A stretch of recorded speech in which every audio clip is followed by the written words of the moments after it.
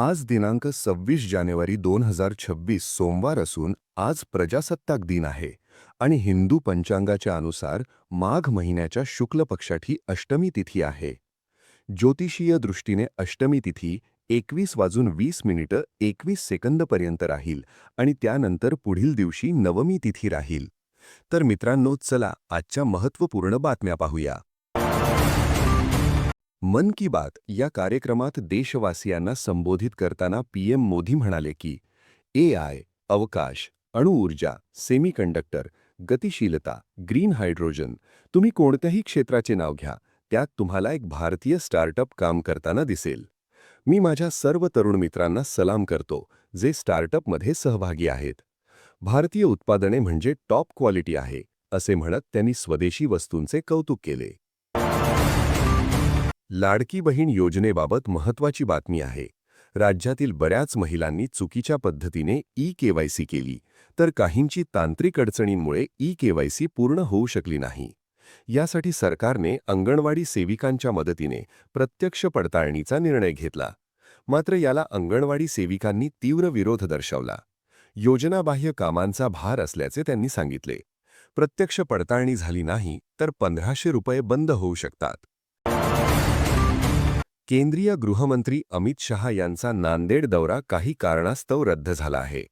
शिखांचे 9वे गुरु तेग बहादूरजी यांच्या 350व्या शहीदी समागमासाठी येथे आयोजित हिंद दी चादर कार्यक्रमासाठी अमित शहा नांदेडला येणार होते. पण ऐनवेळी त्यांचा दौरा रद्द झाल्याने तेथील भाजप कार्यकर्ते नाराज झाले आहे. मात्र आता त्यांचा दौरा नेमका कशामुळे रद्द झाला यावरून राजकीय वर्तुळात तर्कवितर्क आणि चर्चांना उधाण आले आहे. केंद्र सरकारने सार्वजनिक क्षेत्रातील विमा कंपन्या, नाबार्ड कर्मचारी आणि आरबीआय नाबार्ड पेन्शनधारकांचा पगार आणि पेन्शन सुधारणेला मंजुरी दिली आहे. यामुळे 46,000पेक्षा जास्त कर्मचाऱ्यांना आणि 46,800 पेन्शनधारकांना मोठा लाभ होणार आहे. वेतन सुधारणा 2022 पासून ग्राह्य धरल्या जाणार आहेत, तर पेन्शनमध्ये मोठी वाढ होण्याची शक्यता आहे. बीसीसीआय नवीन सेंट्रल कॉन्ट्रॅक्ट जाहीर करणार असून यात मोठा बदल होण्याची शक्यता आहे. सचिव देवजीत सायकिया यांच्या मते ए+ कॅटेगरी सस्पेंड केली जाऊ शकते, कारण विराट कोहली आणि रोहित शर्मा फक्त वन डे खेळतात, तर जसप्रीत बुमराह सर्व फॉर्मॅटमध्ये खेळतो. यामुळे ए+ कॅटेगरीसाठी पात्रता निकष पूर्ण होत नाहीत. गेल्या सीझनमध्ये फक्त 4 खेळाडू ए+ मध्ये होते. त्यामुळे 2025-26 मध्ये फक्त ए, बी, सी कॉन्ट्रॅक्ट राहतील. प्रजासत्ताक दिनाच्या पूर्वसंध्येला केंद्र सरकारकडून देशातील 2026च्या पद्म पुरस्कारांची घोषणा करण्यात आली आहे. यात एकूण 45 जणांना हा पुरस्कार देण्यात येणार आहे, तर महाराष्ट्रातील 4 जणांची यात नावे आहेत. रघुवीर खेडकर, महाराष्ट्र; भिकल्या लडक्या धिंडा, महाराष्ट्र; श्रीरंग देवबा लाड, महाराष्ट्र; आर्मिडा फर्नांडिस, महाराष्ट्र यांना पद्मश्री पुरस्कार जाहीर झाला आहे. भारताचा 77वा प्रजासत्ताक दिन उद्या 26 जानेवारी साजरा होणार आहे.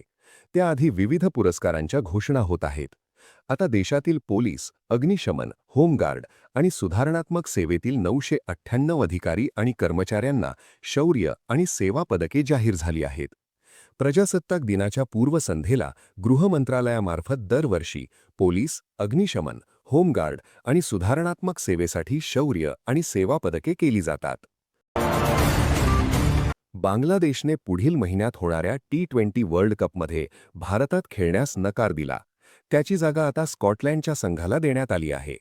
आयसीसीने अधिकृतपणे ही माहिती जाहीर केली.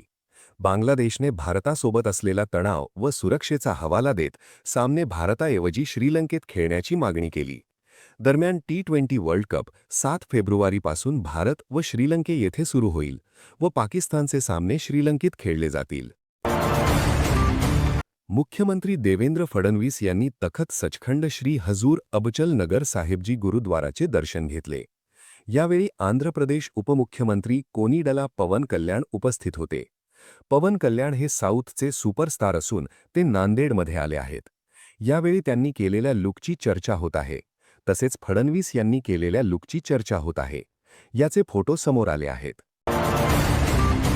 राज्यपाल आचार्य देवव्रत 77व्या प्रजासत्ताक दिन निमित्त आज 26 जानेवारी रोजी राज्यातील जनतेला उद्देशून संदेश देणार आहेत.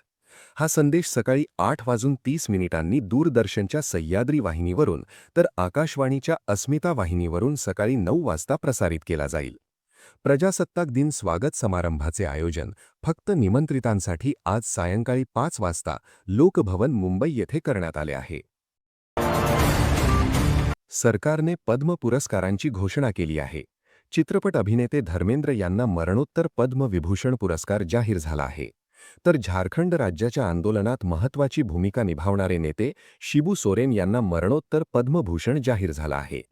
शिवाय महाराष्ट्राचे माजी राज्यपाल भगतसिंग कोश्यारी यांना पद्मभूषण जाहीर झाला. क्रीडा क्षेत्रातील कामगिरीसाठी भारतीय क्रिकेटपटू रोहित शर्मा आणि हरमनप्रीत कौर यांना पद्मश्री पुरस्काराने सन्मानित करण्यात येणार आहे. 2026 या वर्षासाठीच्या पद्म पुरस्कारांची घोषणा झाली आहे. यात 5 जणांना पद्मविभूषण, 13 जणांना पद्मभूषण आणि 113 जणांना पद्मश्री पुरस्कार जाहीर झाला आहे. विशेष म्हणजे यात महाराष्ट्रातल्या 15 जणांचा समावेश आहे. फेसबुकवरील काही पोस्टमध्ये पंतप्रधान नरेंद्र मोदी यांच्या ऑडिओचा वापर करून असा दावा केला जात आहे की सरकार 26 जानेवारीनिमित्त गरिबांना 2000 रुपयांची आर्थिक मदत देत आहे. तुमच्याकडेही असा मेसेज आला असेल तर सावधान, कारण यात करण्यात आलेला दावा खोटा आहे. पंतप्रधान नरेंद्र मोदी यांनी अशा कोणत्याही आर्थिक मदतीची घोषणा केली नाही. PIB फॅक्ट चेकने याची माहिती दिली. साताऱ्यातून खळबळजनक माहिती समोर येत आहे. येथून 6000 कोटींचे ड्रग्ज जप्त करण्यात आल्याची माहिती आहे. कराड तालुक्यातील पाचुपतेवाडी येथे पुण्याच्या DRI विभागाच्या पथकाने ही कारवाई केली. DRI विभागाच्या पथकाने एक शेड सील केले आहे आणि या शेडमध्ये अंमली पदार्थांची निर्मिती केली जात असल्याची माहिती समोर येत आहे. रिझर्व्ह बँक ऑफ इंडियाने देशाच्या बँकिंग सिस्टममध्ये 90 दिवसाच्या variable rate repo, open market operation आणि डॉलर स्वॅपच्या माध्यमातून 1,25,000 कोटींपेक्षा जास्त पैसे टाकण्याची घोषणा केली आहे. बाजारात रोकडीची स्थिती चांगली करणे, क्रेडिट फ्लोला सपोर्ट करणे आणि शॉर्ट टर्म व्याजदरांमध्ये स्थिरता आणणे हे यामागचे उद्दिष्ट आहे. सध्या शेअर बाजारात आणि रुपयामध्ये घसरण होत आहे. कृषी उत्पन्न बाजार समिती पुणे येथे रत्नागिरी हापूस आणि केशर आंब्याची यावर्षीची पहिली आवक झाली. पुण्यात दाखल झालेल्या आंब्याची जलाल काझी जैतापूर रत्नागिरी येथून आवक झाली. बाजारातील पहिली आवक सुधीर बबनराव मनसुख यांच्या गाळ्यावर झाली असून यावर्षीच्या पहिल्या पेटीला 15,000 रुपये भाव मिळाला. अंडर 19 वन डे वर्ल्ड कपमध्ये टीम इंडियाने न्यूझीलंडचा 7 विकेट्सने DLSने पराभव करून स्पर्धेत सलग तिसरा विजय नोंदवला. टीम इंडियाकडून कॅप्टन आयुष मात्रेने 53, 27 आणि वैभव सूर्यवंशीने 40 रन्स केल्या. पावसाच्या व्यत्ययानंतर टीम इंडियाला 37 ओव्हरमध्ये 130 रन्सचा पाठलाग करायचा होता, जे टीम इंडियाचा कॅप्टन आयुष 53 आणि वैभव 40 यांच्या दमदार खेळीमुळे फक्त 13.3 ओव्हरमध्ये पूर्ण केले. मुंबईतील मालाड रेल्वे स्थानकात शनिवारी रात्री विलेपर्ले येथील नयम महाविद्यालयाचे प्राध्यापक आलोक सिंग यांची हत्या झाली. ट्रेनमधून उतरताना धक्का लागल्यामुळे झालेल्या वादातून आरोपीने सिंगच्या पोटात चाकू खोपसला. हल्ल्यानंतर आरोपी फरार झाला आहे आणि रेल्वे पोलीस CCTV आणि तांत्रिक तपासाच्या आधारे त्याचा शोध घेत आहेत. या घटनेमुळे प्रवाशांच्या सुरक्षिततेचा प्रश्न पुन्हा ऐरणीवर आला आहे. मुख्यमंत्री देवेंद्र फडणवीस यांच्या दावोस दौऱ्यावर माजी मुख्यमंत्री पृथ्वीराज चव्हाण यांनी बोचरी टीका केली. 30 लाख कोटींचे करार झाले असतील तर आनंदाची बाब आहे, पण मोठे आकडे सांगून जनतेची दिशाभूल करू नये असे त्यांनी म्हटले. अदानी व लोढांसारख्या स्थानिक कंपन्यांसोबत परदेशात करार करणे हा क्रूर विनोद आहे. मोठे आकडे सांगण्यापेक्षा प्रत्यक्ष गुंतवणूक आणि रोजगार महत्त्वाचा आहे असेही त्यांनी सांगितले.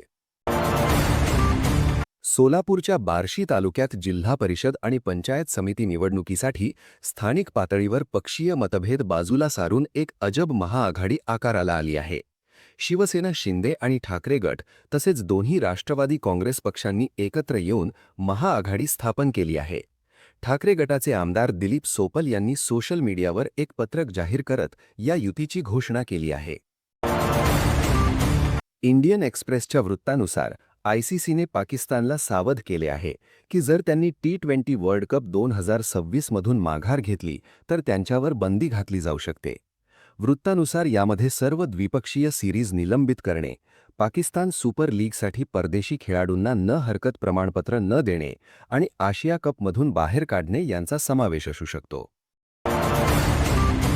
राज्यात 5 फेब्रुवारीला जिल्हा परिषद आणि पंचायत समितीची निवडणूक पार पडणार आहे. मात्र निवडणुकीपूर्वीच भाजपला मोठे यश मिळाले. बऱ्याच ठिकाणी विरोधकांनी उमेदवारी अर्ज मागे घेतल्याने आत्तापर्यंत भाजपचे 8 उमेदवार हे बिनविरोध निवडून आले आहेत. सिंधुदुर्ग जिल्हा परिषद, कणकवली पंचायत समिती आणि देवगड पंचायत समितीतील हे उमेदवार आहेत. प्राची इस्वालकर, प्रमोद कामत यांसारखे 8 उमेदवार बिनविरोध निवडून आले आहेत. प्रजासत्ताक दिनाच्या पूर्वसंध्येला राष्ट्रपती द्रौपदी मुर्मू देशाला संबोधित करणार आहेत. त्यांचे भाषण ऑल इंडिया रेडिओवर संध्याकाळी 7 वाजता थेट प्रसारित केले जाईल. प्रथम हिंदीमध्ये आणि नंतर सर्व दूरदर्शन वाहिन्यांवर इंग्रजीमध्ये प्रसारित केले जाईल. ऑल इंडिया रेडिओ राष्ट्रपतींचे भाषण रात्री 9:30 त्यांच्या प्रादेशिक वाहिन्यांवर प्रादेशिक भाषांमध्ये प्रसारित करेल. महाराष्ट्रातील हवामानात सातत्याने बदल होत असून कल्याण डोंबिवली परिसरात आज हवामान विभागाने अलर्ट जारी केला आहे. उत्तर भारतातून येणाऱ्या शीतलहरींचा प्रभाव कमी झाल्याने आता तापमानात वाढ झाली आहे. ढगाळ वातावरणामुळे हवेत दमटपणा वाढून उकाडा जाणवेल. तर आज दुपारनंतर उष्णतेचा